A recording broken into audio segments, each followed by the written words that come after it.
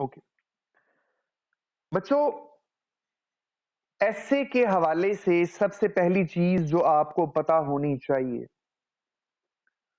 वो ये है कि ऐसे में बच्चे फेल क्यों होते हैं। ऐसे में बच्चे फेल क्यों होते हैं, तो अपने पास जल्दी से हेडिंग लगा लें कि ऐसे में क्यों फेल हो जाते हैं बच्चे।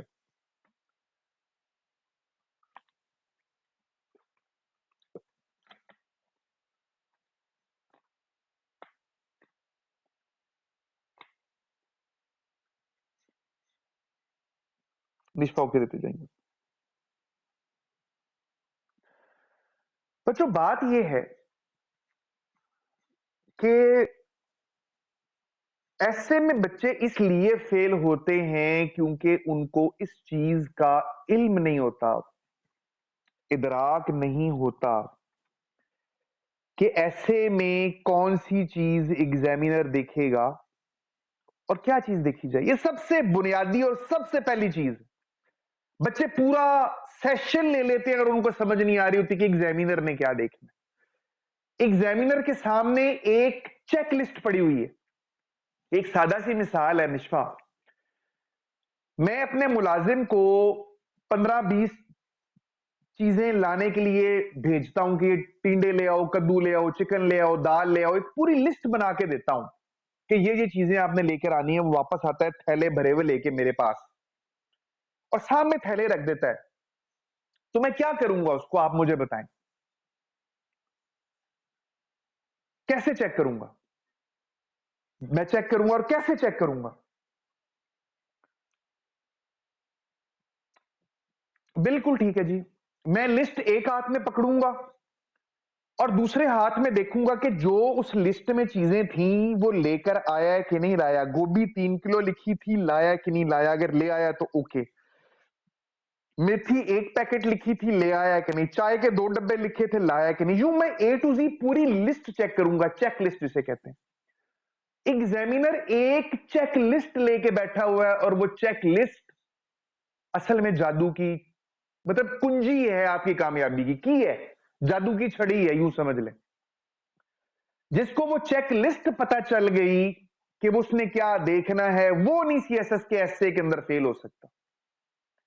तभी आपको मैं वो चेक लिस्ट बताने लगा हूं कि एग्जामिनर ने चेक क्या करना है।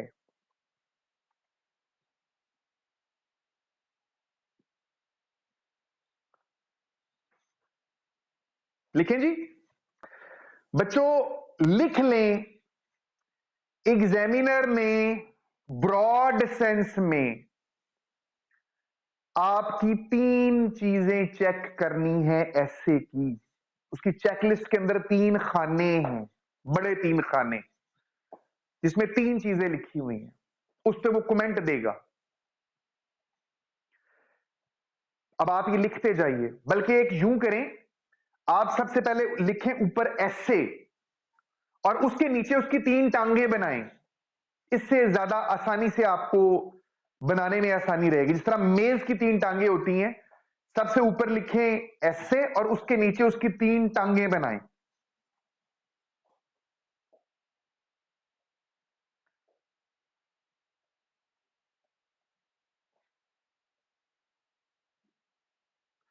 बच्चों, सबसे पहले आपकी जो चीज चेक होगी वो है आपका मटेरियल। पहली टांग के नीचे लिखें मटेरियल।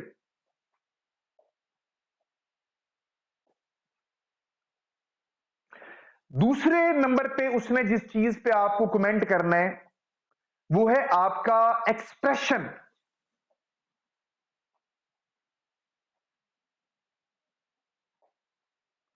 और तीसरे नंबर पे जिस चीज पे वो आपके कमेंट करेगा वो है आपकी प्रेजेंटेशन।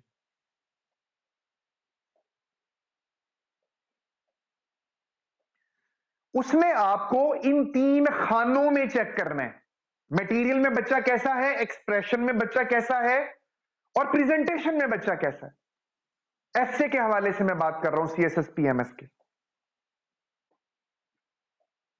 ठीक है जी। अब इससे एक स्टेप आगे और बढ़ता हूं, तमाम चीजें अनफोल्ड हो जाएंगी कि मटेरियल में वो क्या चेक करेगा। एक्सप्रेशन में वो क्या चेक करेगा और प्रेजेंटेशन में वो क्या चेक करेगा? अब लिखें, मटेरियल के नीचे लिखें, 3 चीजें आपकी मटेरियल में वो चेक करेगा। 3 चीजें। सबसे पहले चीज आपकी रेलेवेंस। ये सबसे पहली चीज है जो चेक होगी।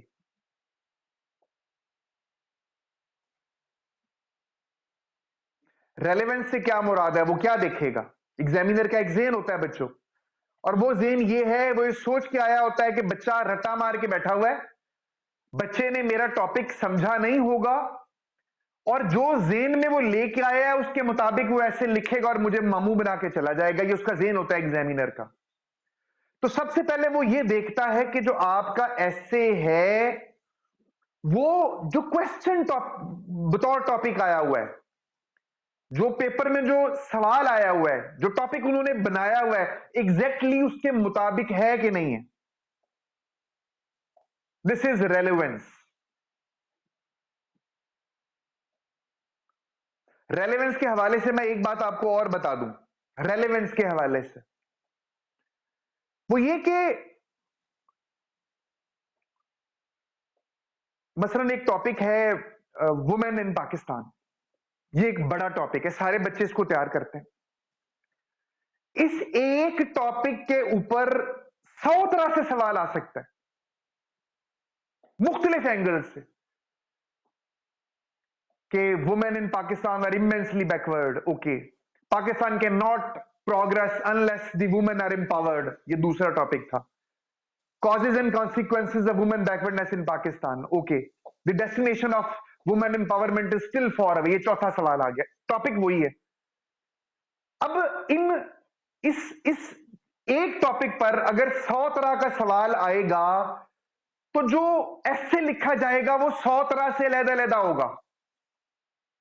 और ये चीज एग्जामिनर देखेगा कि बच्चे ने टॉपिक वुमेन इन पाकिस्तान पे लिखा है या जो टॉपिक मैंने दिया था उसके ऊपर लिखा है, जो ऐसे लिखा है। This is relevance. कि आप उसके सवाल का जवाब दे रहे हैं या रट्टी रटाई कहानी बयान कर रहे हैं।